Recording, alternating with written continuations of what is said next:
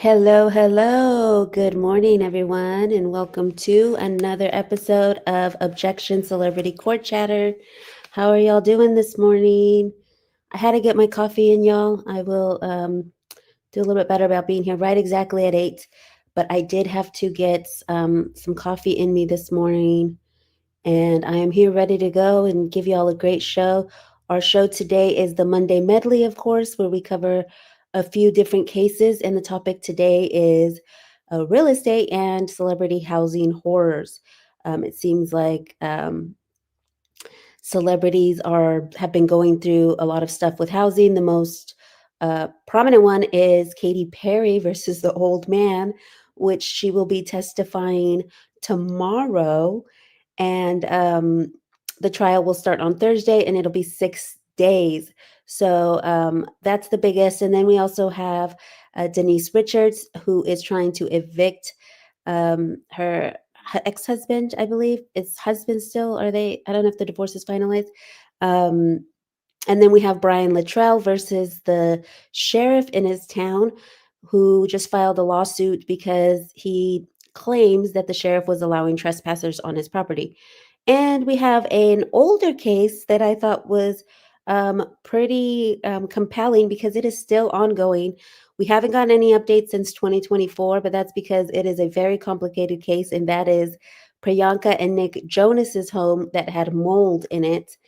And I thought it was a really cheeky one because everyone is suing everyone. And once we get into it, you'll see what I mean, because they went all the way down the line. It's pretty crazy. But and then also, I did not include in the thumbnail, but we will be going over Blake's housing horror for Jed, because y'all remember Blue Jeans Baby, the picture she posted from her penthouse. She's trying to compel Jed Wallace to New York jurisdiction. So we're going to get into some of that and a tiny little bit of update on Blake. We're going to do the legal wrap up early this week because there will be no show on Thursday. So the legal wrap up will be on Wednesday. So we'll go over all the Blake stuff, but we are going to touch base a little bit here on the Blake stuff. So let's go ahead and get into the first case. How's everyone doing this morning? We have At the Beach here, and oh, that's At the Beach too. There's Laura, Joe, DFJ. Good morning, everyone. Thanks for coming by. We've got Joe saying Katy Perry, the nun murderer. Yeah, my disclaimer. I already have it at the bottom. I kept forgetting to put it, so I just start with it right off the bat. But yes, for entertainment purposes, allegedly, like for real, don't sue me. That goes for the commenters too. Everyone in the chat, the disclaimer applies to them as well. All allegedly, but the nun did die during court proceedings, and we will get into that. She says, I am so tired of that woman and her husband. Are we talking about Katy or Blake? We're talking about Blake. Okay, let's go ahead and get into the first one, which is not a really big deal unless you follow Denise Richards like that. But I did think it was pretty compelling because, even the celebrities have to go through the process of eviction and all that stuff. Let me go ahead and pull it up here. So it is her ex, but are they officially divorced? I'm not quite sure. Let me add this to stage. Oh, there we go. And we'll go ahead and hide this comment. Oh, Blake. Yeah, everyone's tired of them. So I was trying to give us a little break this morning from Blake, but I was trying to tie her into all the cases, and yeah, she pretty much can be tied into any celebrity legal case because her case is so wild. But so Denise Richards claims her ex Aaron Phypers refuses to vacate her Calabasas home despite being evicted. So this was a couple days ago. This was on a podcast, I believe, that somebody put out. It says Denise Richards filed a request to remove her estranged. So they're not divorced, they're just estranged husband Aaron Phypers from their Los Angeles rental home after learning the latter received an eviction notice for unpaid rent. Oh, so he was already getting evicted for not paying rent, but now she's wanting to remove him. According to the court docs, which I could not find, I tried to look for him and I could not find him. The TV personality asked the court to require the businessman, his parents, and his brother to vacate the Calabasas property so she could collect her items, including her dogs, without breaking the set temporary restraining order. While she and Pfeifers, who called it quits in July, are listed on the lease, Richards claims she moved out 2 years ago under the impression her ex's family would live there temporarily. Um, According to the documents, the Real Housewives of Beverly Hills allegedly informed Pfeifers that he would be in charge of the rent starting in January while his family still lived in the home and refused to leave. She alleged that Pfeifers mentioned his family leaving the property several times and moving back to Canada, so he basically lied to her. The filings state that the ex's landlord has allegedly been trying to contact Pfeifers about unpaid rent for the past 6 months, but has been unable to get a hold of him. As a result, the landlord allegedly moved to evict and demanded it be vacated by August 23rd, which was Saturday. That was on Saturday. So I'm sure the headlines will come out today, whether or not he left or not. But in her filing, she claimed that she had left so many of her personal belongings, her late mother's items, and she needs to be able to retrieve that and the dogs. I believe my dogs will be harmed and my property destroyed during the eviction process. So she wanted to go ahead and get her stuff. Richards alleged that Pfeifers and his family have severely damaged the house, describing the condition of being in a state of disarray. So who knows? The landlord may be suing them for damages here soon. We may be getting another lawsuit. So there they were in happier times. She attached photos of unopened boxes, clothes, trash, papers, and the flooring was removed. Now, I don't know why they would remove flooring. Maybe the dogs had done like pee damage or something. I was so shocked at the condition, having not lived there for over 2 years, she said. And no reps were immediately available. Earlier this month, the police were called to the rental home after Richard showed up to pick up her dogs. In a 911 audio obtained by People, Pfeifers alleged that he feared for his parents when the Bravo star aggressively showed up. Last month, Richards was granted a temporary restraining order against Pfeiffer after she alleged that he abused her throughout the marriage. At the time, Pfeifers denied the allegations, stating that he never physically or emotionally abused his estranged wife. So I've been following this case through Zach Peters, at Zach Peters, if y'all don't follow him. No Filter with Zach Peters. Had been reporting on like the domestic abuse and all that stuff alleged. And I was wondering if you guys, because I have not done any cases, I've stayed away from kids and like DV marriage stuff, but there's a lot of cases. I know DDG and Halle Berry. Is it Halle? No, it's not Halle Berry. It's Haley Berry. Haley Bailey. No, okay, look, I'm mixing up Halle Berry and it's Halle Bailey, right? She's the girl that did Little Mermaid. And she was with a rapper called DDG, and they like it's such tea that case. So let me know in the comments or in the chat if y'all want me to do like family court with celebrities, because I have yet to touch on anything family court with celebrities, and we could do an episode on that if y'all are interested.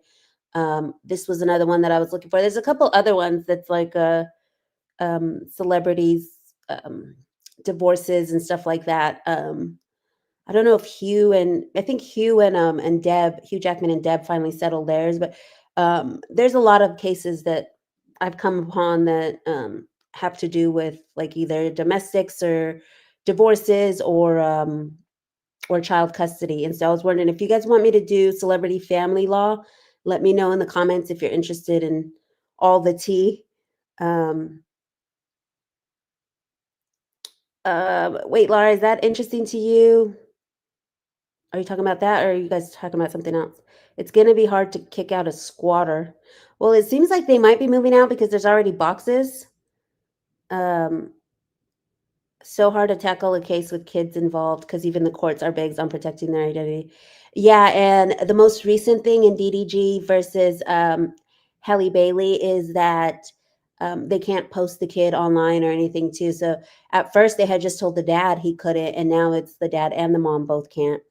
Which I felt like it was fair. But it's an interesting case because it seemed like they were trying to make it really hard for him to see his kids. So I know Omar Zarado, he does family law. So it'd be interesting if maybe I did a show and I could get him on to discuss all that because, yeah, that case I did find compelling because it seemed like they were using the courts to keep the baby from DDG, and it was just different rules. It was like you can't take him anywhere because the paparazzi will take his picture, but it was like yet Hallie was taking him all over the place. So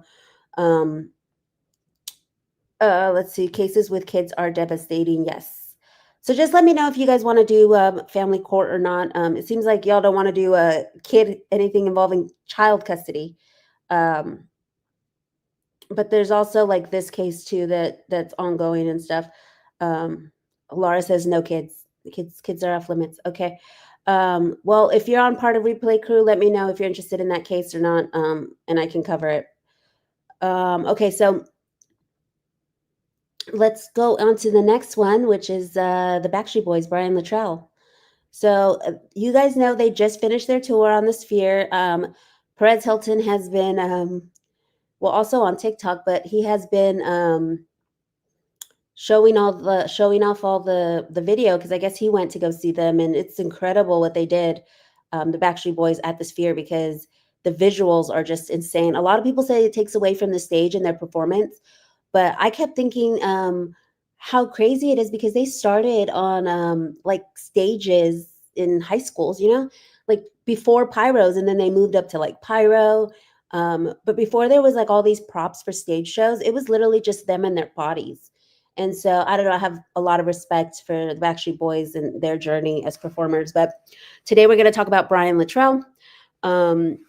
And he sued the sheriff's office for allegedly failing to kick people off his private beach. So y'all sound off in the comments what y'all think about this one, because I'm kind of torn on this one. Like, does he own the beach because it's on his property? We're going to get into it. According to the lawsuit, numerous trespassers have set out to antagonize, bully, and harass the Littrell family.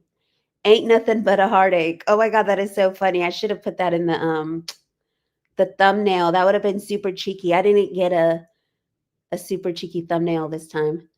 But yeah, so let's Backstreet Boys member Brian Littrell is suing a Florida sheriff's office for allegedly failing to kick public trespassers off his private beach. In a suit filed on June 19th, Littrell's BLB Beach Hut LLC, or by Littrell's BLB Beach Hut LLC, and reviewed by Entertainment Weekly, he alleged that the Walton County Sheriff's Office failed to enforce his private property rights, a duty he'd previously compelled them to fulfill by executing a trespass authorization form, which enables law enforcement to act in property owners' deeds with respect to their property rights. This one I did find for y'all. You know me, I sleuthed it out, so that is in the description already. I did my, I had it already in there. I'm not promising and then not putting the link. That is in there. Let me pull it up here. Petition for writ. I don't know why it says unofficial document. So I don't know if this is just what he gave to the press and before he filed it, but it's a petition for writ of mandamus. So we'll get into it. It's super short. It's only about 15 pages. I'm not going to read it through there. We'll go back to the article, but it's there for you guys to read. For all the legal nerds like me, he's now seeking a writ of mandamus, which compels government officials or agencies. See, well, this is the Ask Two Lawyers part of the show. Sometimes we get our education. So what is a writ of mandamus? It compels government officials or agencies to execute functions that they've been legally mandated to perform. So he basically wants to force the sheriff to do his job. EW has reached out to reps for Littrell and the sheriff's office for comment, but they do clap back, so we'll get into that. In the suit, Littrell explains that his family has put up no trespassing signs, as well as chairs, tables, and umbrellas in an effort to demarcate the boundaries of their property line as it extends onto the Florida waters. But the efforts have been to no avail, as numerous trespassers have set out to antagonize, bully, and harass the Littrell family. After hiring private security, the Littrell clan, which includes his wife of 25 years, Leanne Wallace, she's a day one, she's been there with them through their whole career, and their son Bailey, who, by the way, he was on American Idol and is also a singer. They began to rely on the Walton County Sheriff's Office, which he accuses of refusing to do their duty. The suit details one alleged instance in which a sheriff's officer was dispatched to expel a member of the public from Littrell's property, but was captured on body camera footage telling them that he doesn't agree with private beaches. So this is the cop that got caught. And characterizing Littrell's behavior as lunacy.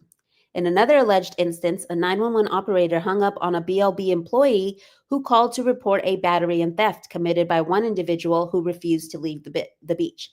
So In reading this, obviously, if there's, theft or if they're like bullying and harassing, obviously that's not okay. It's different than just people walking through the beach or wanting to enjoy the beach. So it seems like he might have, this might have some legs. The lawsuit is seeking judicial involvement in order to compel the sheriff's office to take action. Citing unprecedented times, the suit warns that if the Walton County Sheriff's Office continues to shirk its duties with respect to the Littrell family, private property and other rights held by Florida citizens will only exist on paper. So he's saying that this could be like precedents for other people who own private property on the beach. Like if people don't listen to his stuff and it's not enforced on his property, who's to say that all these other residents who have private beach property it'll be enforced on? So and yeah, there it goes on to say that he's a member of the Backstreet Boys, um, and then about his son and how he was joined for a duet on American Idol. But there they are, the Backstreet Boys. Um, they're headed to Brazil, I believe, now next for their tour.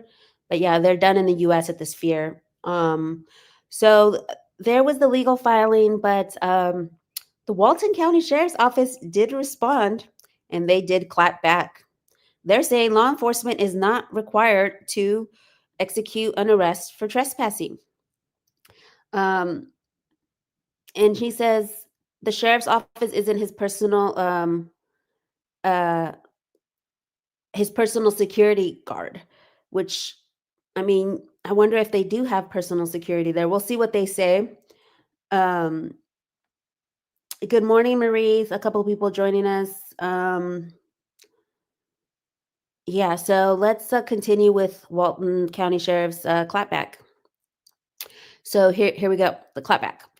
Um, Beach rules and etiquette. This is a private beach. Walkovers and beach service are for use of Rosemary Beach owners and authorized guests only.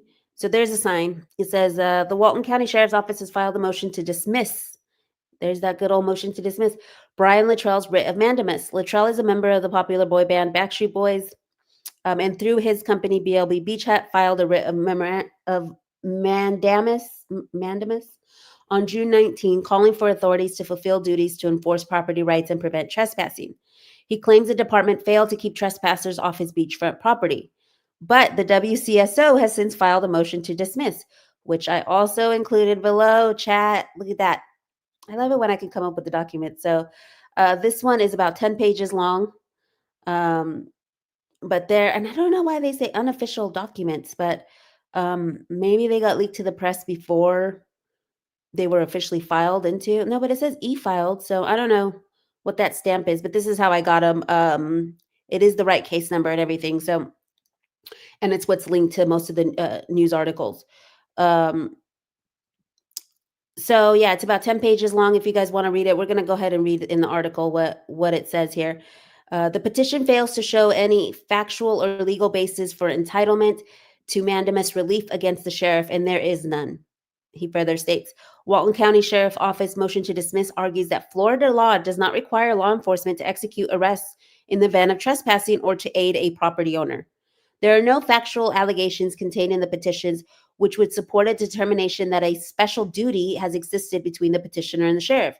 Rather, the only duty of care owed by the sheriff is a general duty that's owed to the public as a whole. The motion concluded by alleging that the filing was without basis. Requiring the sheriff to perform a discretionary function for which there is no clear duty for him to perform, this petition for writ of mandamus should be dismissed with prejudice. So that's that, y'all. Maybe we can take a peek in here and see if there's anything compelling with his maybe he does say like I'm not his private security. But they do cite some case law. And they're basically saying there was no factual allegations. I mean, the body cam footage to me was compelling, but I mean, what is he suing? Because they said that they thought it was lunacy. I mean, that's just his opinion. So we'll see where this stands. So this was a couple weeks ago that he clapped back. We'll see how the judge rules, whether he thinks, the sheriff should be going out there and arresting people for trespassing. But the theft one is the one that is weird to me because if they stole something, right, that's different. That's not trespassing, that's theft. And what did he say? He said, I believe he said something like, Oh, did I freeze up? I think I might have froze up. Um, Let me close some of these windows that are taking up some space because y'all, I think I just froze up. Can we like literally have a show without any technical difficulties, please? Please and thank you. Let me close up all these windows because I'm like frozen. I'm trying to make my way back to y'all right now. Let me close this window too.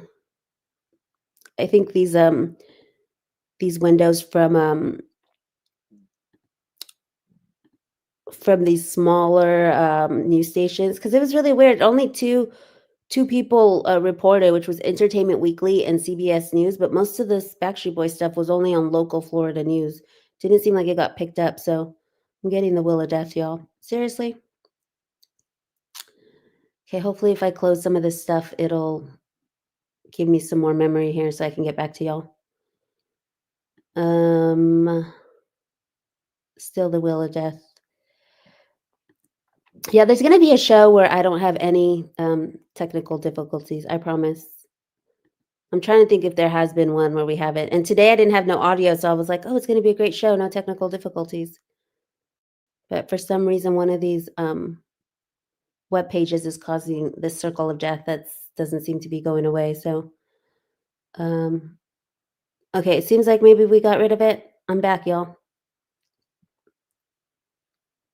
All right. Um, oh, that's what they say when you don't purchase them through the clerk. Okay, thank you, DFJ. Okay, so I'm back, y'all. All right, next one. Sorry about that. We're gonna get into the next one, which is um, Priyanka and Nick Jonas. So let's go ahead and get into that one, which this one's my favorite because it's just so juicy.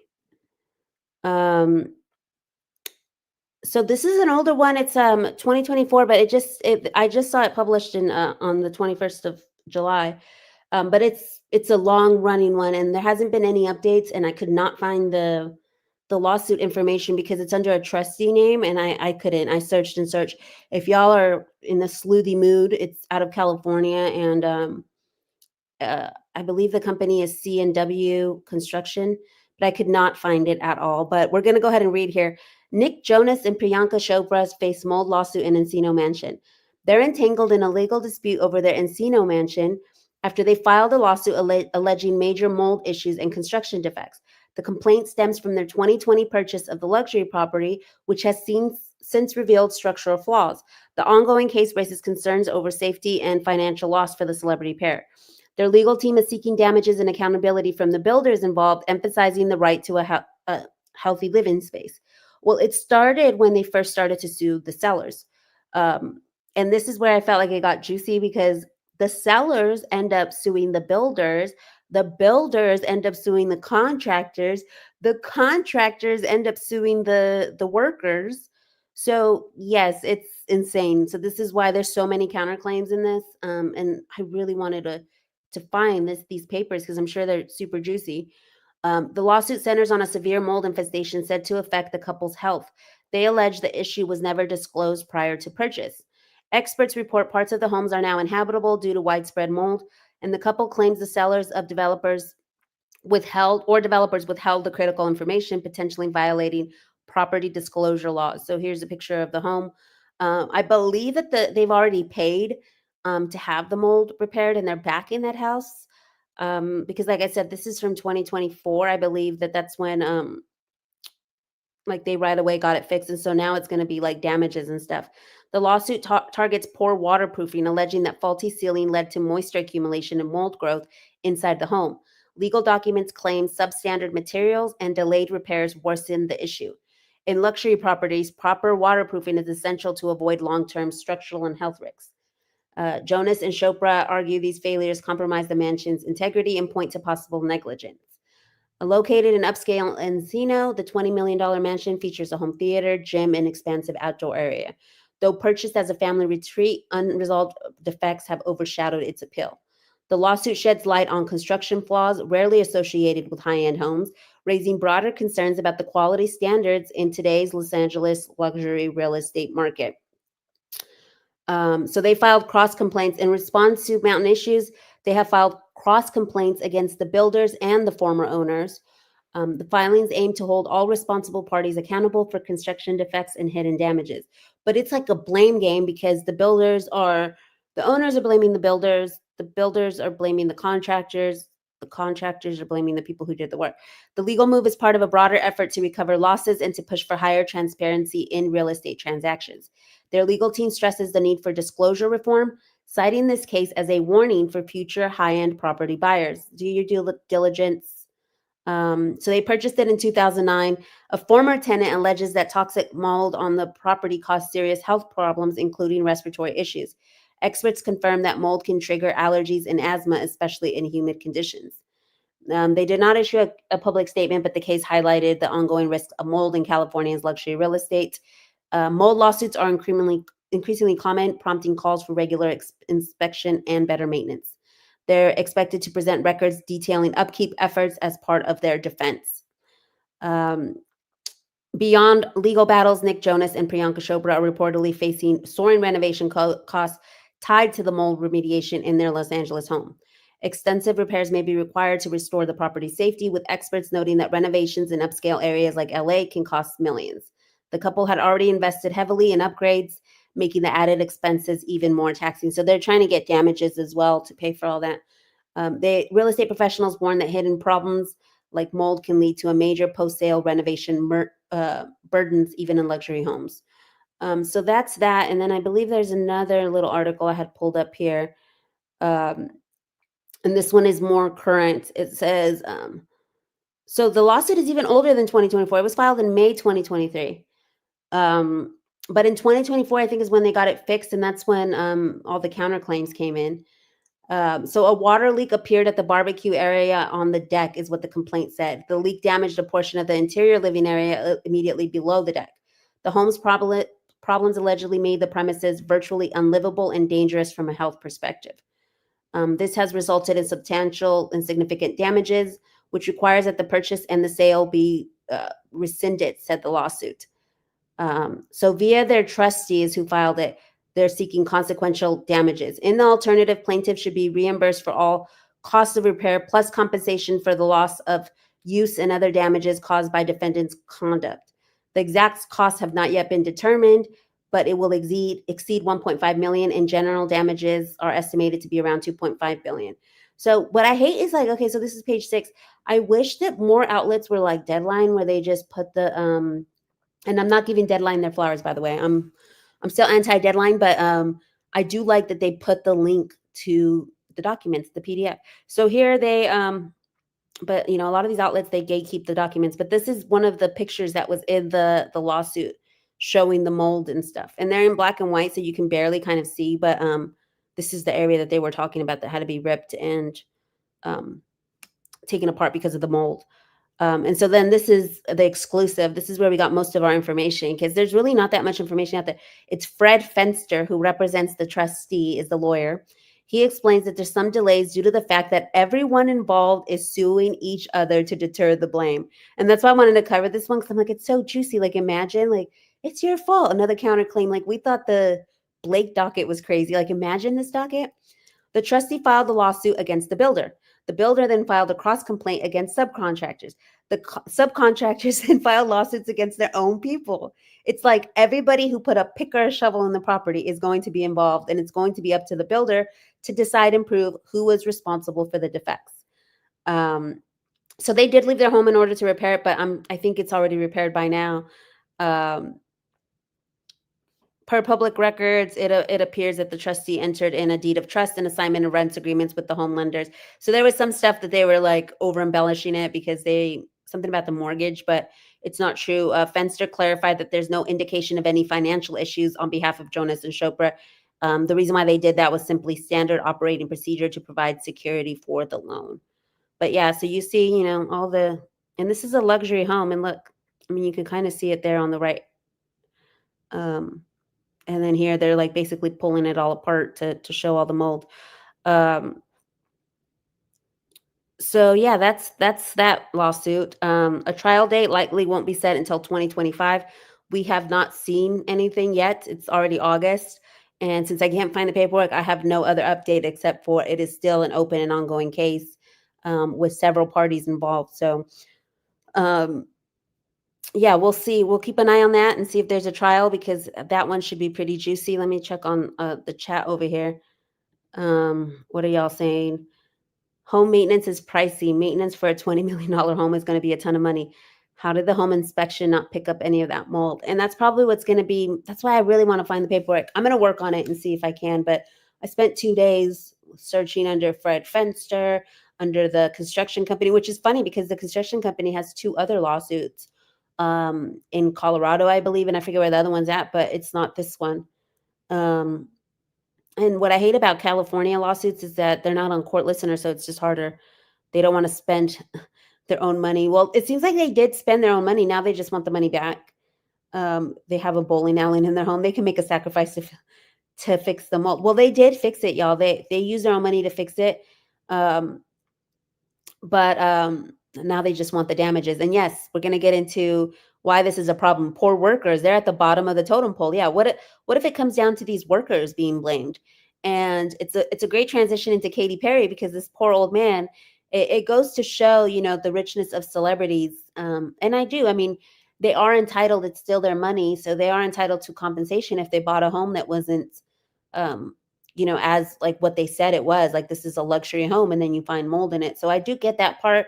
But once the, lowly workers start getting involved, it's like, is it really worth it? Like, y'all have all this money. Is it worth the headache? Or yeah, Joe says, what a tangled web. It is. Um, I love you, Joe. Blake, stop messing with CJ. She ain't even talking about you. We're gonna talk about, maybe it's because I said Jed. Um, no, we are going to talk about her in a little bit, but it wasn't that. I think it was those the local TV stations had a bunch of ads on that Backstreet Boy article, and it was taking up too much memory. So I think that's what it was. Because as soon as I shut it down, it's like I got it back to normal. Okay, so yeah, let's go ahead and get into the biggest case, which this week is going to be all over headlines. And that is Miss Katy Perry. She will be spending her daughter Daisy's birthday in court, which is tomorrow. Let me make it like that so y'all can see better. So if y'all haven't been following this case, this is the first time that it's on the show. I know others have been covering it. No Filter with Zach Peters has covered it. That's where I first learned about it. And I hadn't covered it yet because I was trying to put it together with like a whole little housing package, and I was sleuthing other cases that could go with it. But yeah, so why Katy Perry will be spending. So let me just give you guys a quick rundown of what this is. So Carl Westcott is an 80-year-old man who basically he was trying to void an agreement that he had made with Katy Perry when she bought his home. He was basically trying to say that he, suffered from, I believe it was dementia or something, and saying that he was of unsound mind, not competent to, give consent for the contract. And he basically tried to renege on selling his home. So several days before he was presented with the real estate contract, he had 6-hour back surgery and was prescribed powerful medications as well that led him to be intoxicated. And he argued that he lacked the mental capacity under the contract because he was under these opiates for his spine surgery. And I believe that there was also something about him just being like old. And so Katy Perry and Orlando Bloom sued him, seeking the court to enforce the sale contract. They argued that he was of sound mind and that when he entered the contract, that he later breached the contract without any valid reason. They insist that that wasn't a valid reason. And what ended up happening was that the judge ruled in favor of Katy Perry, even though there was detailed medical records that came in.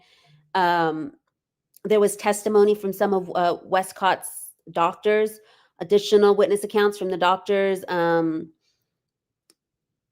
So basically it favored Katy. So I don't know if it just wasn't enough, but so that case went to trial and she won. Or I don't even know if it went to trial, but the judge basically ruled in her favor. And so this is phase 2 of that trial, which is the damages. So this isn't the trial where, they're saying like, is it credible? Was it not credible? Who wins? No, Katy already won. She's already won. And now this is the damages portion. So let's go ahead and get into it. People can confirm that the 40-year-old hot and cold singer, whose real name is Catherine Elizabeth Hudson, is scheduled to appear in court virtually on the morning of Tuesday, August 26th, related to a years-long battle over the Santa Barbara area home. The court date coincides with the 5th birthday of Daisy Dove Bloom. Perry was to testify on Thursday, August 21st. However, her current Global the Lifetimes tour limits her availability, so now she will testify on Dove's birthday. Says, I don't like the strategy on Miss Hudson's side, said Judge Joseph Limpner. And we'll get into that article where he admonishes her. It shows her in a bad light. There was no strategy or tactic. Her team apologized, saying that there was no strategy or tactic. He's basically saying like she's avoiding testifying prior to the court date. So it says they entered into a contract in 2020 to purchase the 1930s Montecito mansion from entrepreneur Carl Westcott for $15 million, according to court documents. However, Westcott, who was diagnosed with a genetic brain disorder in 2015, so it was also the brain disorder plus the spine surgery, like there was a lot going on with him, changed his mind days later. Per court documents, the 1-800-Flowers founder, so Westcott is the founder of 1-800-Flowers. So if you ever send flowers to your loved ones, I know I've used 1-800-Flowers before, but I didn't know that he owned it. Claimed he had not been in his right mindset. Perry is not named as a defendant in the case. Westcott directly sued her business manager, Bernie Gudvey. So I have those papers linked. Let me see. I have those papers linked below, but I only have the initial. I couldn't find the docket, and I could not find the rest of the paperwork. Like I really wanted to find the docket because you know me, I love reading tea. But I did find the original complaint, which is linked below. It's Carl Westcott versus Bernie Gudvey, which is her agent. But obviously, you know, she's involved in all this. So let's go back to this. We're going to get into the judge admonishing her. She's asking for approximately $4 million in damages and the costs for repairs and damages as well, because she's saying that she's had to like maintain the property. So it's almost like the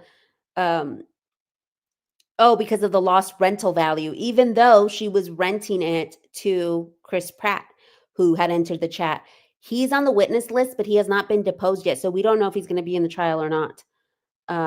So let's get into how he admonished. Katy Perry has been slammed in court as the judge accuses her lawyers of outrageous tactics in fight with 85-year-old veteran. It says her courtroom battle has opened with sharp criticism from the judge, who accused her legal team of unfair conduct. So this was Thursday last week. Joseph Lippner scolded Perry's attorneys for attempting to have her testify via surprise video appearance. It's outrageous. It's not nice. It's unfair, Lippner said, siding with opposing counsel who argued that they had been given little notice. He later ordered that Perry's testimony be pushed to August 26th, limiting her time on the stand to 2 hours. So I believe she was supposed to testify on Thursday, and they're like, well, she's going to do it versus like via video because she can't be here. So it's a surprise. So he moved it to tomorrow. The dispute dates back to 2020. It goes into that. So he tried to withdraw after years of litigation. The court upheld the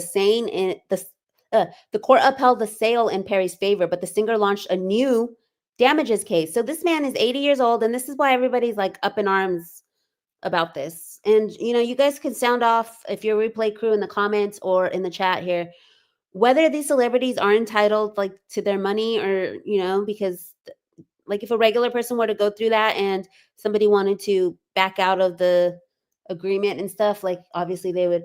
But is it different when it's celebrities and they have all this money? Like, why go through the courts? And that's what a lot of people believe between Blake Lively and Justin Baldoni. It's like she's over here asking for damages and emotional distress, and it's like, just go live your life. Like, you're spending more money and going through more stress and ruining your reputation more. And you know, in the real world, that's why a lot of people, like my friends in real life and stuff, don't care for the Baldoni Blake case, because they're like, it's just two rich people fighting. Which I know it's more than that. There's other implications with, you know, the Me Too movement and all that stuff. So it does go beyond that, but unless you're in it, but to a lot of people, it just seems like it's two rich people fighting. So her attorney, how nice of her. Her attorneys lowered that demand to 1.3 million, though they are still asking Westcott to cover all their legal fees, estimated at 3 million. The family backlash. Westcott, now bedridden with Huntington's disease, has left his family to just fight on his behalf. He has condemned Perry's pursuit of money. This is his son, Chart Westcott. He called it entitled celebrity behavior, and she has no sense of fair play and no empathy. The family argues that Perry's claims of more than $1 million in repairs and in lost rental income are inflated. So apparently, it's like the Chopra thing. There was repairs that had to be done because the property wasn't as they were told. There's no real explanation for this other than greed.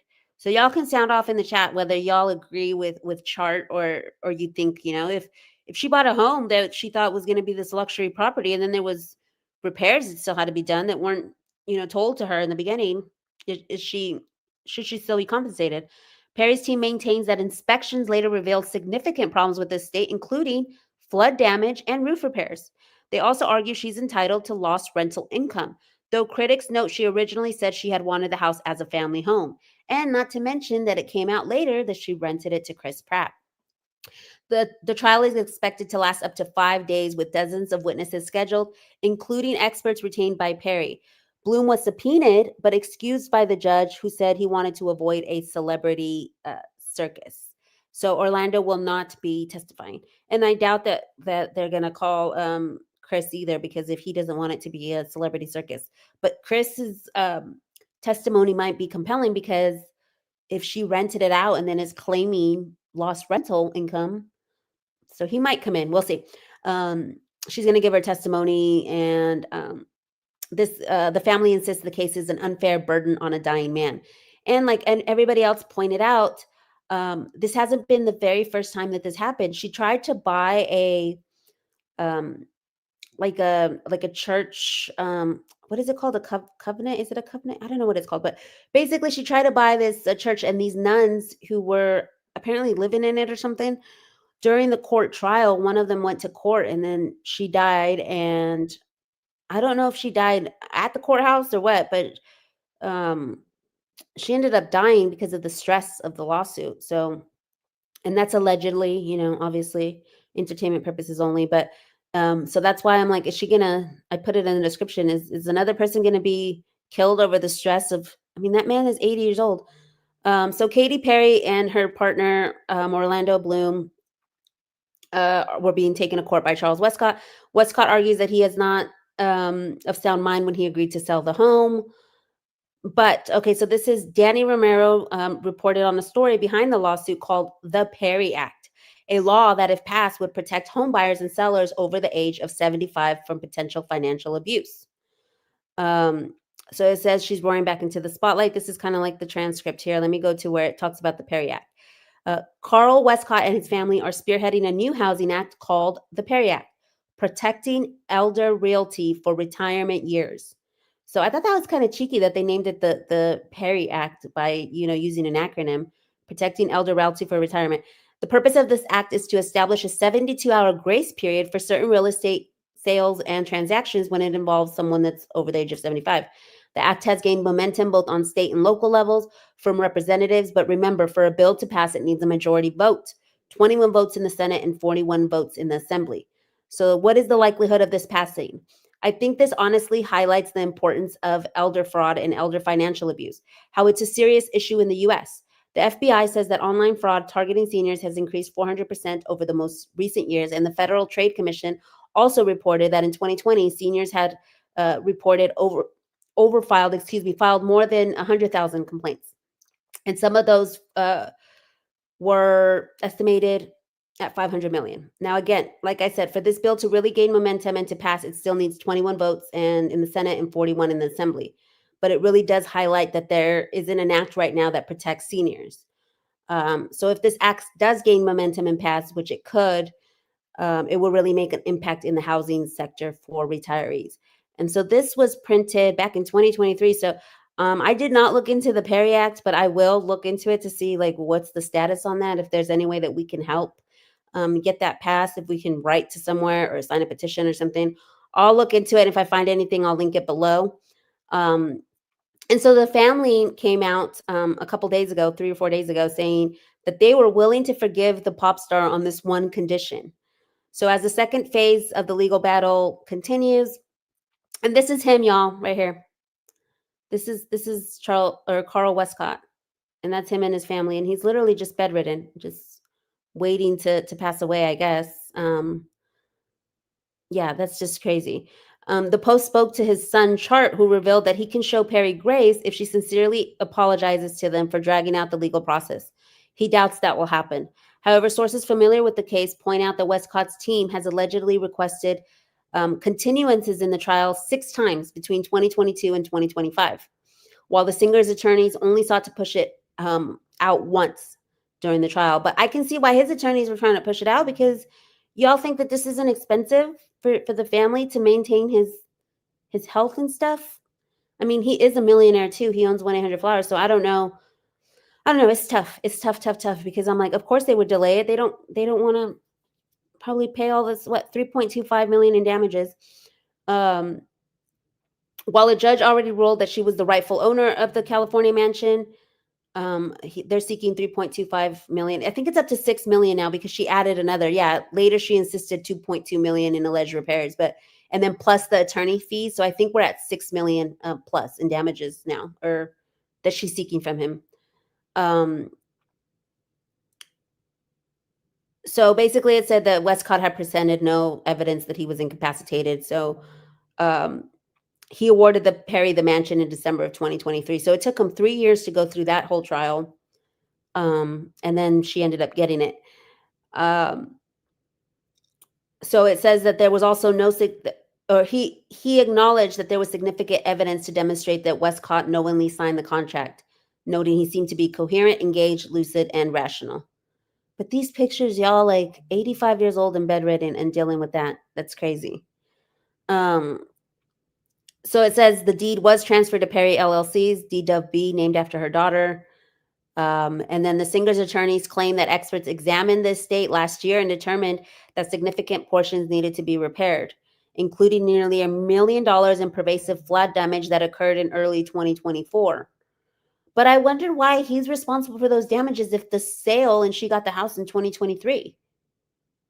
So to me, I don't know. Are needed due to large tree falling on and cracking the foundation of one of the buildings on the property as well. But if all this happened after she owned the home, see, I thought it was prior to, but this says damage that occurred in early 2024. And we just read that she got the house in 2023 after the judge ruled. So Westcott should not be able to profit from his own deficient construction and lack of maintenance while the litigation was pending. But was the litigation pending? It seems like it was 2024 that the damages occurred. Okay. It says, Chart says that she could have walked away at any time with grace and humanity instead of fighting a dying old man in court for all of his money. An apology would be nice. That would tie a ribbon around the whole thing, he said.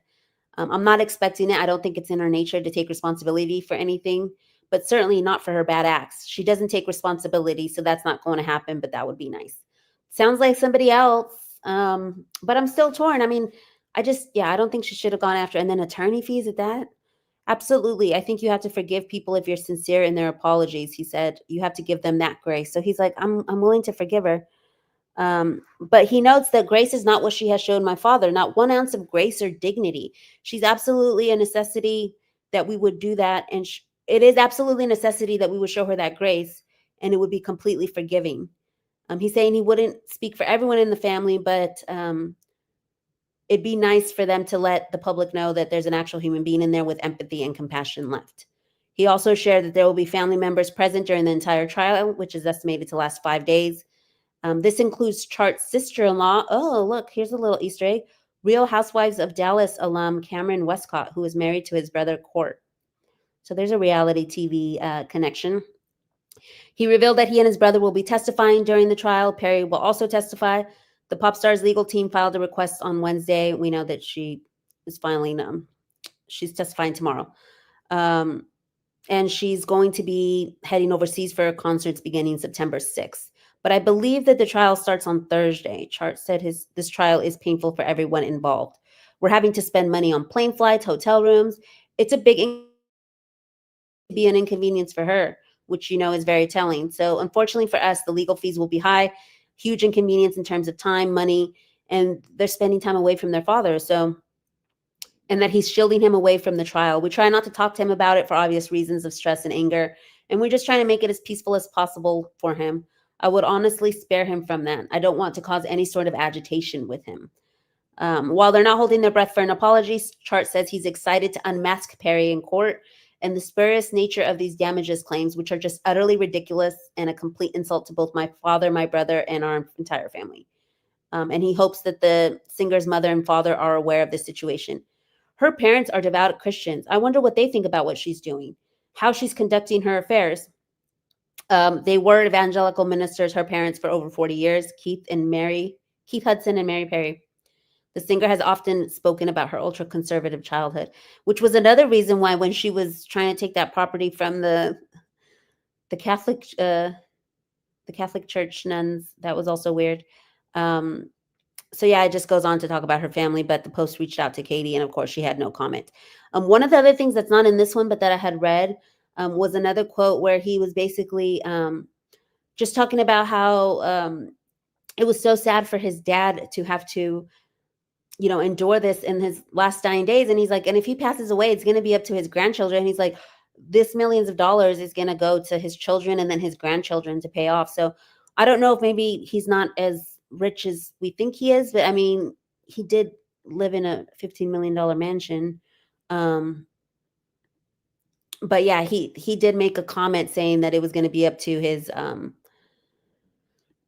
children and grandchildren to pay that off. So let's go look at the chat. She must not care. She's shameful. Yes. Let's see what else. Police. She is her parents' meal ticket. Her parents aren't going to care. Good point, Quarter. Let's see what else. Like she needs more bad press. Yeah. Well, she was getting bad press. And you know me, I always name drop Ashley Brianna Eve with the PR take. I'm wondering what her take is on it, because she was getting a lot of bad press with the Orlando Bloom divorce. And then all of a sudden she like pulled it, turned it around and like with the snap of a finger and started with the Justin Trudeau dating stuff. And then it seemed like, that kind of took away. But I don't think people relatively like her. She also had bad press because the way she was singing and the costumes and the dancing for her tour. I know the Swifties don't like her. She's not very likable, I don't think. I've never really heard like any good stuff about her.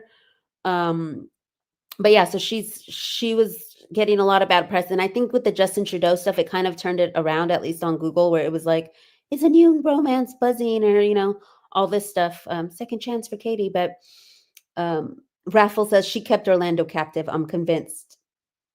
At the Beach says she left her soul in space. Katie's skewer in hell is waiting, says Joe. Satan got the baby oil stocked for an eternity. Oh, wow. We really need the disclaimer here. Basin and hot inferno fire. Ooh. Well, I mean, it is an elderly person. And then let's see. I think Mother Teresa, when I think nun, there's no issues that I know of with nuns, whereas priests, yikes. Yeah, and that poor nun. And allegedly, like I read this, I wish I would have pulled up that article with the nun stuff, because that was compelling too. But there was a quote that when she died, she was like, this is Katy Perry's fault. And this is not verbatim, but she name drops Katy Perry as she's dying. I swear I read that. I'm not making this up. No, I didn't fact check it or double check it before I came on, but covenant. Yeah. Convent. Was I saying covenant? Thank you, Marie. It's a convent. I was like, what do you call that? A convent. Yes. So she bought a convent. I appreciate you, Quarter. Thank you. She killed a nun. Yes. I mean, allegedly, because it was not directly, but it was indirectly.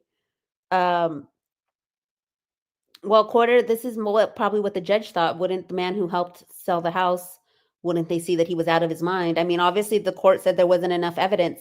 They just said he later reneged on it. I don't know what yes, I want to read all the docs too. So if anybody wants to sleuth it out and help me try to find the whole docket, because the only thing that I could find was just that when he first filed it. Quarter says, I don't like Katy, but I can see why he ruled this way. If he prescribed the opioids. But then later it said that he was also had some kind of brain thing. I think they just pulled out all the stops, but it seems like now he has Huntington's disease. So there must have been something there. So yeah, so that's the Katy Perry of it all. Let me see if there's any other, and let me see if I can just really quickly, we got time, y'all. We got time. If I can pull up the Katy Perry nun story, because let me see if I can pull it up super quickly. because we're about to wrap up anyways. And I know I'm trying to keep it under an hour, but um, look, she collapses, y'all. This was in 2018. Nun involved in Katy Perry convent lawsuit collapses and dies in court. Like, this is for real. Obviously, the old man's not going to be in the court, but he may not make it through.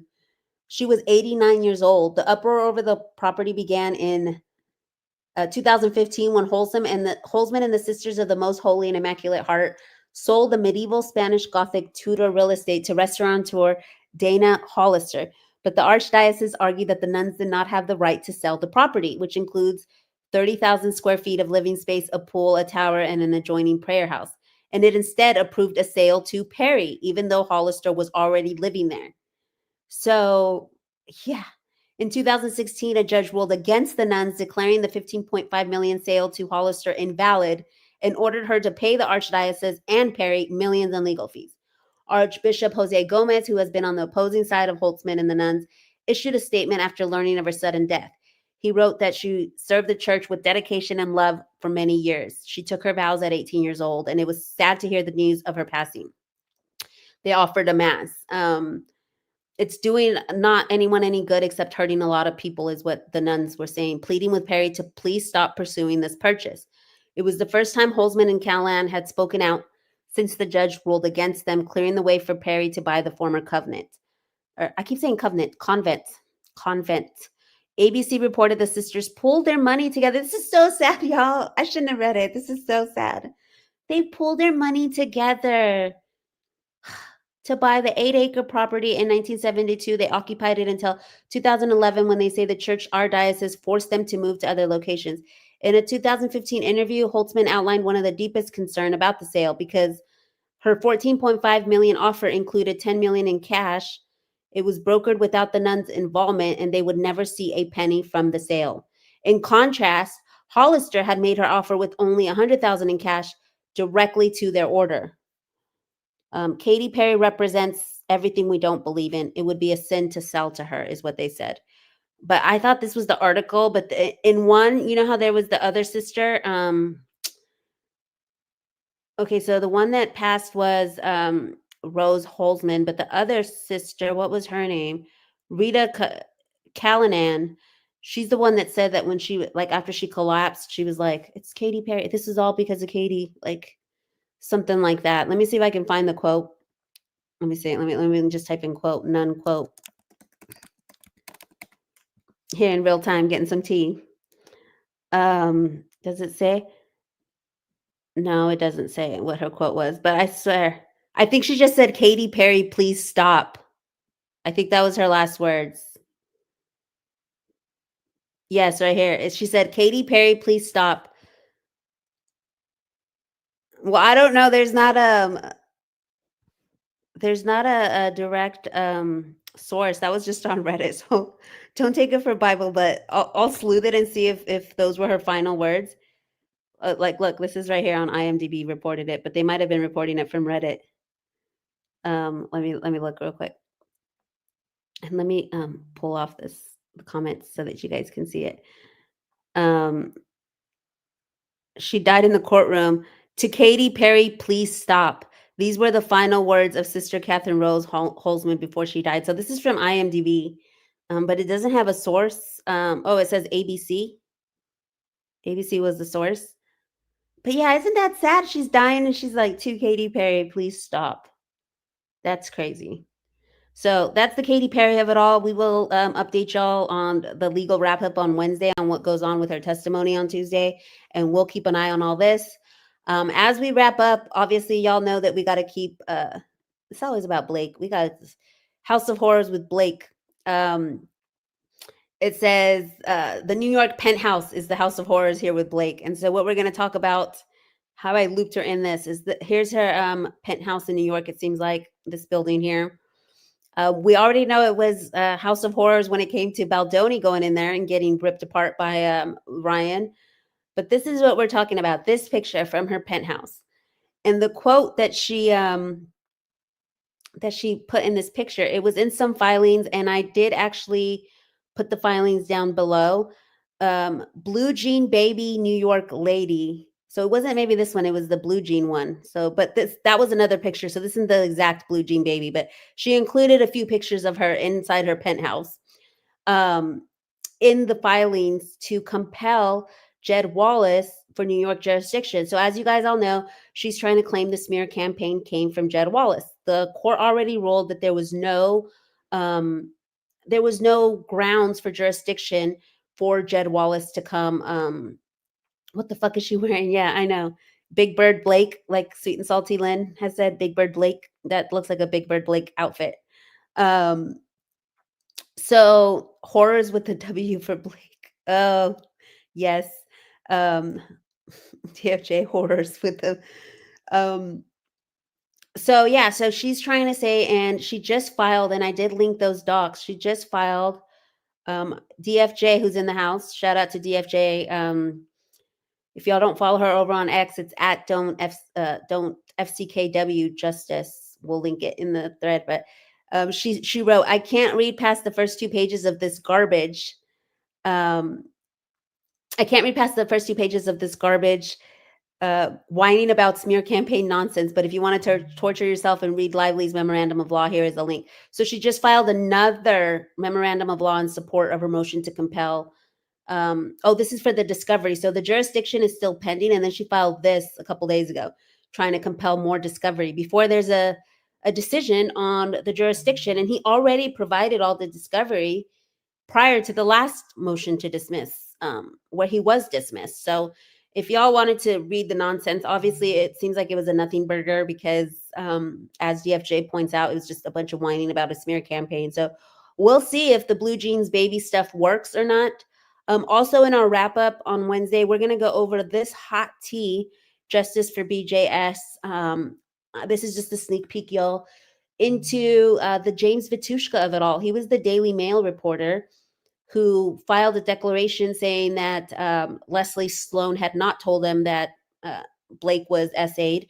And this is part of the reason why Leslie Sloan's lawsuit was dismissed, allegedly. Allegedly, people think that that's why the judge dismissed Leslie Sloan. Remember when Baldoni had his lawsuit against Sloan and Ryan Reynolds and all that stuff, that they had tried to defame Baldoni? Well, he's doubling down and saying that no, it's Brian Friedman who's the bad guy and all that. But there's a reporter that he talked to or a content creator that he talked to that had the receipts. And so these receipts have been getting posted. This was an email where he's like, Sloan was feeding me false information to try and save her client. She's a liar.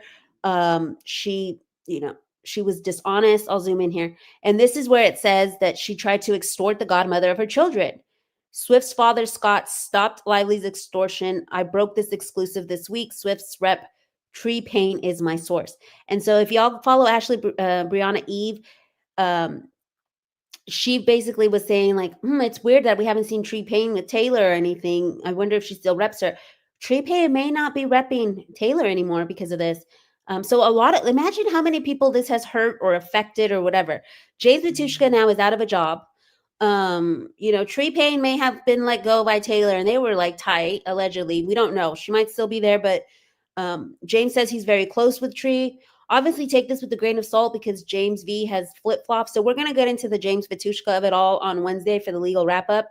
And hopefully there's more updates on this. But a lot of receipts are coming out saying that his story is not what it seems to be. There's a lot of cover-ups, it seems like, from the Daily Mail. Everybody wants to save Sloan. And if y'all don't remember, I'll try and bring it up for Wednesday's show. Do y'all remember when there was this radio podcast? It was 2 guys and a girl. I'm trying to figure out what the podcast was, where they were sharing stories about Leslie Sloan. And then one of the girls was like, I'm really scared to say this. I'm so scared of Leslie. Like, I hope that blah, blah, blah. And it just goes to show that she's just like LT in the Britney Spears case. There's some people that you just don't go after. And it seems like Sloan might be one of them because James V might be the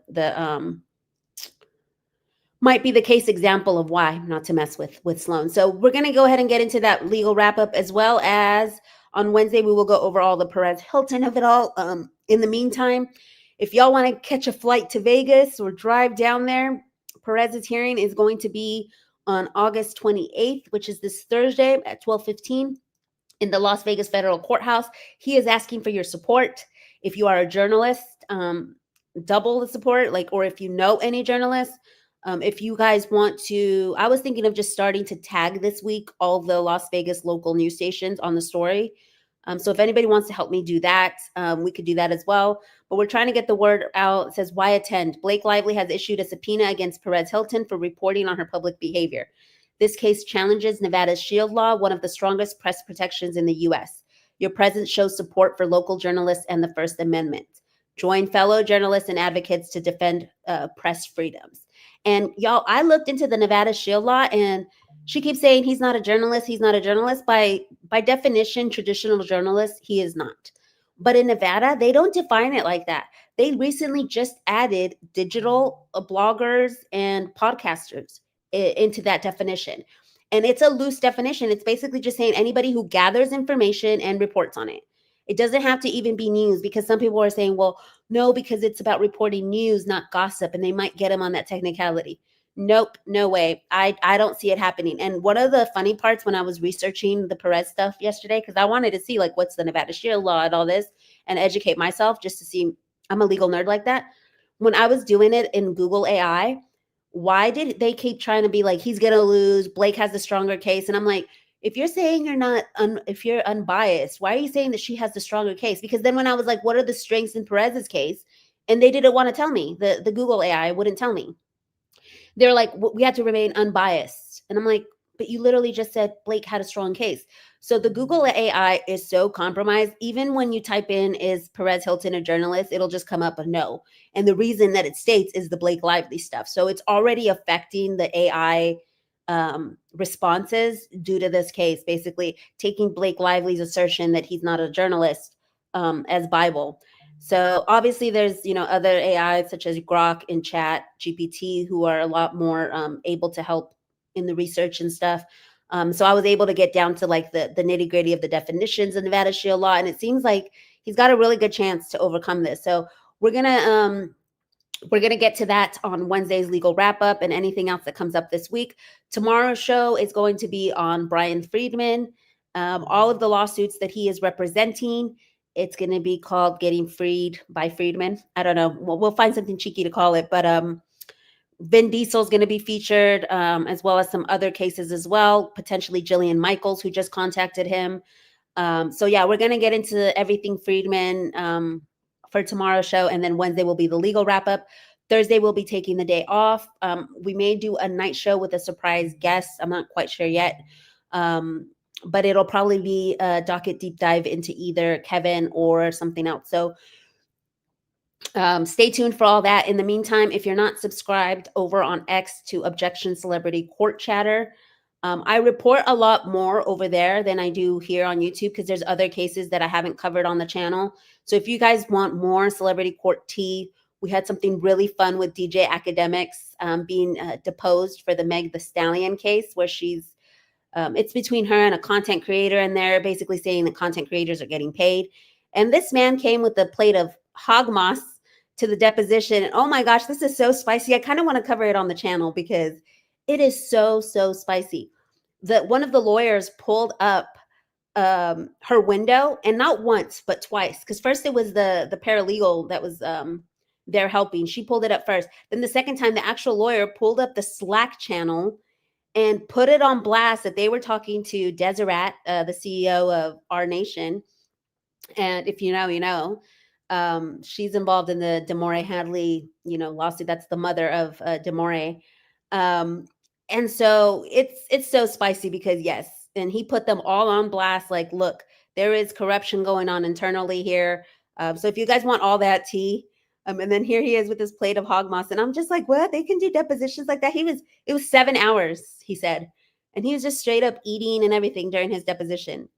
But it has to do with Drake and Nicki and all that. So if you're interested in that, also, I retweet other creators and where you can find these cases. Lauren is covering Laura Owens, as well as Ari, I believe, just started. And then we have some of the links to the shows and stuff that we've been doing. So go ahead and check that out over there as we wrap up. I appreciate y'all for all coming. Let me see. Let me see what y'all are saying as we head out. Love the what is it? Oh, love the painting on what? Oh, behind her. Her bathroom has no doors. Okay, so y'all, that's the show tonight or today. We will see you guys tomorrow morning. Thank you. Thank you, Marie. Yeah, just because it's gossip doesn't mean it's not true. Oh, for some reason all these chats weren't coming up, so now I'm seeing them all. Is GFJ going to Vegas? I know she said she might go down there. But we'll keep you guys all updated. And in the meantime, we will see you guys on the next live. Thank y'all for coming, and I appreciate you guys. See you guys tomorrow.